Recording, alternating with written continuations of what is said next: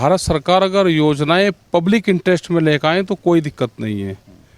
वे योजनाओं में व्यापारियों को लाभ देने के लिए योजनाएं आती हैं तो जनता उसका विरोध करेगी। जैसे अडानी अंबानी ये बढ़ रहे हैं देश में, तो ये फार्मूला किसी दूसरे को भी बता दो। गांव से दो लोग पलायन कर रहे हैं। अगर आदमी पढ़ लिख लिया तो उसने गांव छोड़ दिया, वो गांव वापसी नहीं जाता।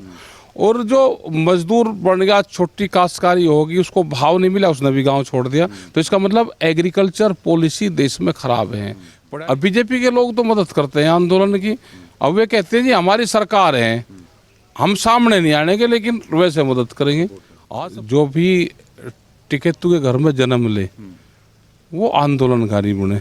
सोच समझ के जन्म लेना। यहाँ पे लड़ाई है, हक के लिए लड़ाई लड़ते हैं और ये आगे चलनी चाहिए। विरासत की चीज को आगे बढ़ाना चाहिए।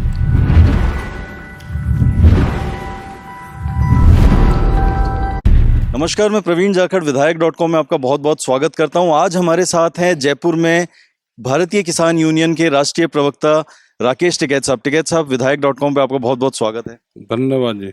टिकैत साहब एक ऐसा चेहरा बन चुके हैं पूरे देश में जिनको किसानों की आवाज माना जाता है। किसान आंदोलन, अगर ये उनकी प्रेजेंस वहां पर नहीं होती तो शायद वो एक जो पलट मारी थी किसान आंदोलन ने और पूरे देश में एक जागरूकता बनी थी, एक अलग तरह से किसान उठकर वापसी करी थी किसानों ने, उसके पूरे कह सकते हैं कि सूत्रधार टिकैत साहब थे। टिकैत साहब, आज आप जयपुर में हैं और आज किसान संसद है जयपुर में, क्या मुद्दे हैं, किन मुद्दों को लेकर आप उस संसद में आए? से इशू वहाँ पे हैं जो किसानों के इशू हैं। 3 कानून वापसी होने के बाद में और कोई पॉलिसी लेकर आ सकते हैं, वे इशू रहेंगे। मजदूरों के जो कानून में संशोधन करा वे इशू रहेंगे। बिजली अमेंडमेंट बिल का रहेगा, एमएसपी गारंटी कानून का रहेगा। तो ये बहुत से सवाल हैं। मतलब सवाल जो केंद्र योजनाएं ला रहे हैं उनसे रिलेटिव हैं। और जो राजस्थान के भी, अगर राजस्थान में ये मीटिंग हो रही है तो राजस्थान के भी इशू है। वो नहर परियोजना यहाँ की है। बहुत किसानों ने जैसे यहाँ पे फसल अपनी बेची, उनका पैसा नहीं दिया, सोसाइटी के माध्यम से बेची। तो ये बहुत से, क्योंकि जहाँ पे मीटिंग होती है तो वहाँ के लोकल इशू भी आते हैं। टिकैत साहब, भाजपा सरकार जो है, केंद्र सरकार, वो योजनाएं लेके आती है, योजनाएं विवादों में आ जाती है, एक के बाद एक लगातार योजनाएं विवादों में आ रही हैं। आप भी उनसे कई चीजों को लेके सहमत नहीं है, इस बारे में क्या कहना चाहेंगे? देखो, जो फाइनेंशियल मैटर होता है, भारत सरकार अगर योजनाएं पब्लिक इंटरेस्ट में लेकर आए तो कोई दिक्कत नहीं है। वे योजनाओं में व्यापारियों को लाभ देने के लिए योजनाएं आती हैं तो जनता उसका विरोध करेगी। वो चाहे बिजली प्राइवेट करने का मामला हो या कोल बाहर से मंगवाने का मामला हो, शॉर्टेज दिखा के बिजली महंगी करेंगे और अडानी को कोला बाहर से जाएंगे और कंडीशन ये लगा दी कि इसका 20% कोला सबको खरीदना पड़ेगा। तो जो इस तरह की जो बातें आएंगी, जनता कोई बेवकूफ नहीं रह रही कि जनता आदि युग में रहती थी, वो जानती कुछ नहीं थी और पढ़ाई लिखाई उसकी अभी शुरू हुई, अभी वो जानना शुरू करी। जनता जानती है कि भारत सरकार क्या कर रही है, वो सब जानती हैं। भाई वो पॉलिसी देश की जनता को बता दो। जैसे अडानी अंबानी ये बढ़ रहे हैं देश में, तो ये फार्मूला किसी दूसरे को भी बता दो। अडानी अंबानी की ग्रोथ तो रिकॉर्ड तोड़ है, तो ये सारा हो रही है क्योंकि भारत सरकार पूरा बेनिफिट इन बड़ी कंपनियों को देना चाहती है, तो रिकॉर्ड तोड़ तो होगी। टिकैत साहब, कुछ मुकदमे दर्ज किए गए थे किसान आंदोलन के दौरान और कई किसानों पे मुकदमे जो दर्ज किए गए थे, वो वापसी को लेके मुद्दा अभी भी गरमाया हुआ है। कई स्टेट ने बहुत मुकदमे वापसी लिए हैं। दिल्ली के मुकदमे अभी काफी रह रहे हैं, हरियाणा में कुछ रह रहे हैं, राजस्थान के भी कुछ मुकदमे हैं, पंजाब में कुछ वापसी हो गए, कुछ रह रहे हैं। तो हमने भारत सरकार को ये कहा है कि आप सब स्टेट को चिट्ठी लिखो, जो भी आंदोलन के दौरान के मुकदमे हैं वे सब खत्म होने चाहिए। ये समझौते के आधार पे तय हुआ था जब आंदोलन स्थगित किया। सर, ये जो हम लोग कह रहे हैं कि आप मुद्दा उठा रहे हैं लगातार किसानों के फेवर में, किसान की हालत ये है कि वो गाँव से तो पलायन कर रहा है, गाँव में किसानों की हालत खराब होती जा रही है, जिसपे सरकार भी, जैसा आप मुद्दा उठा रहे हैं कि सरकार गौर नहीं कर रही है। एमएसपी का मुद्दा है, उनको उचित दाम नहीं मिल रहा है, बहुत सारी चीजें आ रही है किसानों को लेके और आपने बहुत कुछ किसानों के लिए किया भी है, बहुत त्याग किया है।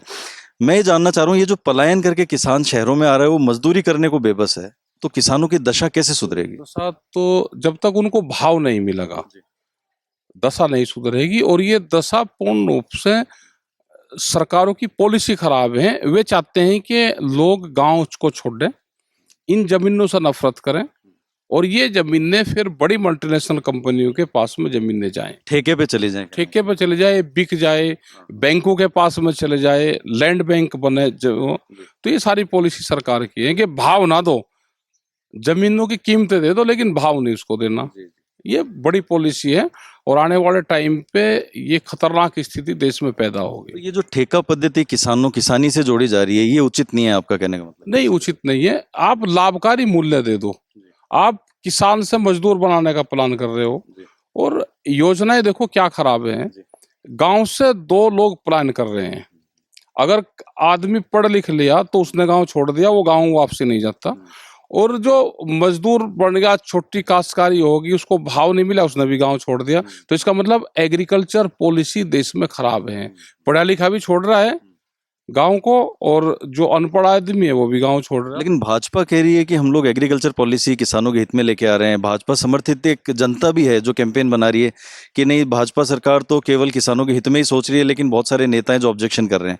तो इस बारे में क्या कहेंगे? कौन कौन सा फार्मूला है उनका? 10 साल पुराना ट्रैक्टर इंजन जो भी डीजल से चलने वाला था वो बंद कर रहे हैं ये। तो ये पॉलिसी ठीक है? और जिनको पॉलिसी ठीक लगती हो उस पॉलिसी का पालन करें भाई। उसके समर्थित लोग जिनको ये लगता है कि पॉलिसी उनकी ठीक है उसको लागू करें। 10 साल पुराना अपना ट्रैक्टर खड़ा करें कि मैं भारत सरकार की पॉलिसी मानता हूं एनजीटी की, ये मेरा ट्रैक्टर है, मैं इसको खड़ा कर रहा हूं, और अपना नाम पता उस पर डाल ले। तो ये करना चाहिए उनको, लेकिन करेंगे नहीं। ये लिखत पढ़त में कुछ करेंगे बीजेपी के लोग, जो सरकार के लोग हैं, और इनकी पॉलिसी दूसरी रहेगी। ये कहेंगे कुछ और उसका अर्थ कुछ निकलेगा, लाभ उसका किसी को होगा। मतलब कहते कुछ हैं और करते कुछ हैं और उसका लाभ किसी को होगा, और दिखाएंगे इधर के हम किसानों के लिए कर रहे, लेकिन वे पॉलिसी इस तरह की होगी कि जिसमें इंडस्ट्रीज को लाभ होगा। जैसे बिहार में इन्होंने 2005 में मंडियां खत्म करी, कानून तो बाद में आए, तो इसका मतलब इनकी पॉलिसी थी कि देश से मंडी सेक्टर को खत्म करा जाए। और आज बिहार के क्या हाल है कि व्यापारी के हाथ में तराजू है, व्यापारी का भाव है, व्यापारी की तराजू है, व्यापारी की गाड़ी है, व्यापारी कब किसान को पैसा देगा वो भी उसी का ही है। और गांव-गांव जाते हैं, गाड़ियों में वहां से तोलते हैं, अपनी गाड़ी में लोड करते हैं और ले आते हैं, उसको फिर मंडियों में बेचते हैं। ये कल्चर तो राजस्थान में भी शुरू हो चुका है, खेतों से ही अब इस समय खरीदारी शुरू होने लगी। ये पॉलिसी आज से 40 और 50 साल पहले सब जगह थी। बीच में मंडी सेक्टर आए, किसानों ने 30-40 साल अपना माल कुछ ठीक बेचा। अब फिर इन्होंने ये कहा कि जैसे राजा रजवाड़ू का जो से होता था कि अनाज पे राजा का कब्जा होगा, तो राजा का मतलब आज की तारीख में बड़ी कंपनियां, तो अनाज पे, फूड पे फिर ये कब्जा करना चाहते हैं। यही आम आदमी को समझना है कि भोजन बाजार की वस्तु जिस दिन बन जाएगा उस दिन दिक्कत आएगी। हमारा देश कृषि प्रधान देश है। हमारे देश में फूड सिक्योरिटी जब तक पब्लिक के पास में रहेगी, अनाज पे पब्लिक का अधिकार रहेगा, तो कोई दिक्कत नहीं होगी। ना हम किसी युद्ध में हार सकते, ना हम किसी पॉलिसी से हार सकते, ना हम कोरोना से हार सकते, ना आर्थिक मंदी पर हमारा बोझ पड़ सकता, क्योंकि हम 70% लोग गांव में रहते हैं, 60-65% लोग, और वो खेती पर निर्भर है। अपना पशुपालन कर लिया, भेड़ पालन कर लिया, अपना खेत में अनाज वो कर लिया, एक आदमी कमा के 5 आदमी खा सकते हैं। जिस दिन ये बाजार की व्यवस्था हो जाएगी तो हर चीज बाजार से खरीदनी पड़ेगी, उस दिन महंगाई की, इनकी सब चीजों की मार पड़ेगी। और सरकार चाहती है कि बाजारीकरण हो, व्यापारीकरण हो। गरीब तो गरीब ही रहेगा, कहने का मतलब ये है। गरीब, ये नए गरीब बना रहे हैं और देश में ज्यादा गरीब बने, और वो सिर्फ वोट और रोटी तक महदूद हो। 2 चीज इनको चाहिए, ये रोटी देते रहे, वो इनको वोट देता रहे, और लोकतंत्र पूरी दुनिया में लिखा जाए कि भारत सबसे बड़ा लोकतांत्रिक देश है। ठीक है साहब, आप राजस्थान में हैं। ईआरसीपी जो पूर्वी राजस्थान नहर परियोजना है, इसको लेके विवाद लगातार गर्मा रहा है। वसुंधरा ने अपने बजट में कहा था कि हम लोग ये योजना लेके आएंगे। केंद्र में इस समय बीजेपी की सरकार है। राजस्थान से गजेंद्र सिंह शेखावत हैं जो कि जल शक्ति मंत्री हैं, और फिर भी अड़ंगे लगाए जा रहे हैं इस योजना में। 13 जिलों के किसान परेशान हो रहे हैं, 13 जिलों की जनता परेशान हो रही है। सबको पानी मिलेगा पीने का, खेती के लिए मिलेगा, इसका समाधान कैसे होगा? देखो, समाधान इसका ये है कि जिसको इसका लाभ लेना है, जिसको लाभ तो किसान को मिलेगा, जिसको इसको श्रेय लेना है, ये दोनों ही ले लो। किसान को तो पानी दे दो और इन्हीं दोनों का ही माड़ा डाल देंगे हम, जिसका जो सहयोग होगा उतनी माड़ा उसी के डाल देंगे। क्रेडिट देने को तैयार है, बस काम करो। तैयार है, काम कर दो, ये हम दे देंगे क्रेडिट, नहीं कोई आंदोलन और अपनी बातचीत हम इनसे जारी रखेंगे फिर भी, और इनको काम ये करना चाहिए। क्रेडिट की ओर पार्टियों में, पॉलिटिकल पार्टियों में, किसानों की तरफ से नहीं है। आप जो भी करेगा हम उन्हीं का धन्यवाद करेंगे। ठीक है साहब, अग्निवीर योजना को लेके काफी विरोध हुआ। एक किसान का बेटा है वो तो फौज में जाता है, आम गांव के लड़के हैं वो फौज में जाते हैं, लेकिन एक महाजन का, बनिए का या व्यापारी का बच्चा है वो फौज में नहीं जाता। तो ये अग्निवीर को लेके जो विवाद हो रहा है, इस पे आप क्या कहना चाहेंगे? क्योंकि किसान कितना संतुष्ट है इससे, क्योंकि गाँव के लोग ही जा रहे हैं फौज में। देखो, किसान तो कोई संतुष्ट नहीं है। मजबूरी का नाम महात्मा गांधी है कि नौकरी 3 साल की मिल रही, भाई वही कर लो, आगे की आगे देखेंगे। लेकिन 4 साल में कोई रिटायरमेंट होता है क्या? भाई जिसको अग्निवीर योजनाएं ठीक लगती हो, किसी व्यापारी की लगती हो, तो 4 साल नौकरी करवा के और फिर दुकान का शटर बंद करे और फिर इसका ज्ञान प्राप्त कर ले। जो नौकरी पेशे वाले लोग हैं, जो 60 साल में रिटायर हो जाते हैं, उनको 2 साल का एक्सटेंशन चाहिए, वो अग्निवीर को बढ़िया बताते हैं। या कोई प्रेस के लोग हैं या सब बताते हैं कि जी नहीं, बढ़िया योजना है। जिसकी नौकरी 4, 5 साल, 8 साल होगी, वो नौकरी छोड़ दें और फिर इसके लाभ बताएं। लेकिन नौकरी करता है उसके लाभ मत बतावे। ठीक है साहब, ये जो आपने आंदोलन पूरे देश में किसानों के लिए बहुत कुछ किया, लेकिन किसान संगठनों में भी आपस में कुछ मनमुटाव जैसी चीजें आई है, उसको लेके वो दूरियां कैसे मतलब पाटी जाएंगी, क्या किया जा रहा है उसके लिए? मनमुटाव तो भाई, आप कहें कि भाई हो, 2 भाई इकट्ठे रह रहे। आपके पिताजी हर कहें कि भाई थे, 3 भाई वे इकट्ठे रह रहे। और जब दूसरी पीढ़ी इकट्ठी नहीं रह रही, इनके जो संगठन में लोग हैं, गोत का नहीं पता, भाषा नहीं जानते, एक झंडा नहीं है, तो भाई बढ़ता रहता है परिवार।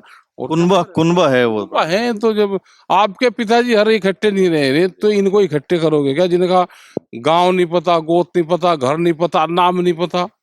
ये तो मुद्दों के आधारित संगठन है। मुद्दे रहेंगे, चलते रहेंगे, बड़ा होता रहेगा, सबकी विचारधारा लग जाती रहेगी, परिवार है भाई, वापस आते रहेंगे, जाते रहेंगे। ठीक है साहब, भाजपा सरकार को आप क्या कहना चाहिए? केंद्र की जो सरकार है किसान विरोधी है, किसान के पक्ष की है, एक चीज एक लाइन में कहाँ है भाजपा की? कहाँ सरकार है? जब सरकार बन जाती है तो किसी पार्टी की नहीं होती, वो तो भारत सरकार है, पॉलिसी सरकारों के खिलाफ होती है। ये तो घोषणा पत्र में, अगर जब पार्टी घोषणा पत्र बनाती है, अगर उसी पे ही काम कर दे तो वो भी ठीक है। और बीजेपी के लोग तो मदद करते हैं आंदोलन की। अब वे कहते हैं जी हमारी सरकार है, हम सामने नहीं आने के, लेकिन वैसे मदद करेंगे। आज सपोर्ट कंबल भी भिजवाए उन्होंने, आलू दाल चावल भी भिजवाते हैं, आज भी मदद करते हैं। सब पार्टी के लोग मदद करते हैं, क्योंकि हर आदमी वोट किसी न किसी को देता है। लेकिन जब आर्थिक मामला उस पाता है, फाइनेंशियल मैटर आता है, किसी पे पॉलिसी पे बात आती है, तो वो सब किसान के साथ में है। टिकैत साहब, एक आखिरी सवाल। महेंद्र सिंह टिकैत को देश जानता था। महेंद्र सिंह टिकैत एक जान थे, जान फूंक देते थे लाखों लोगों में। आप पिताजी की राह पर, आज आपका नाम है पूरे देश में। कैसा लगता है पिताजी के संस्कार, पिताजी की वैल्यूज, पिताजी की जो एक विरासत वो सौंप के गए थे, उसको आप कहाँ तक बढ़ाने में कामयाब हो? क्योंकि आज आप चेहरा हैं पूरे देश में किसानों का। भाई लग तो रहे, जो काम सौंप कर गए उसमें ढिलाई ना बरती जाए और इसको आगे बढ़ाते रहें। और आने वाली जो भी टिकैतों के घर में जन्म ले, वो आंदोलनकारी बने। सोच समझ के जन्म लेना, यहाँ पे आंदोलन करना पड़ेगा, तभी महेंद्र सिंह टिकैत का नाम ऊंचा होता रहेगा। क्योंकि ये 1200 साल की हिस्ट्री है पूरे परिवार की।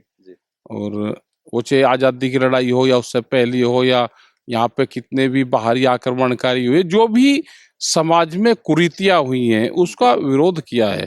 क्योंकि खाप पंचायत से सब लोग जुड़े हुए हैं। ये पूरा जो क्षेत्र है, वो राजस्थान लगा लो, हरियाणा, पंजाब, ये सारा जो दिल्ली के चारों तरफ रहता है, और भी तो ये सब खाप पंचायत वाले लोग हैं। हक के लड़ाके हम लोग के, हक के लिए लड़ाई है, हक के लिए लड़ाई लड़ते हैं। और ये आगे चलनी चाहिए, विरासत की चीज को आगे बढ़ाना चाहिए। तो ये थे हमारे साथ राकेश टिकैत और इन्होंने आज जयपुर में किसान संसद के लिए जयपुर में आए हुए हैं। हम लोग राकेश टिकैत जी से आने वाले समय में मुलाकात करते रहेंगे, इनके मुद्दे हैं उनको आपके सामने लाते रहेंगे। अगर आपको हमारा चैनल पसंद आ रहा है तो लाइक और सब्सक्राइब कीजिए, वीडियो को ज़्यादा से ज़्यादा शेयर कीजिए। अगले वीडियो में फिर मुलाकात होगी। नमस्कार।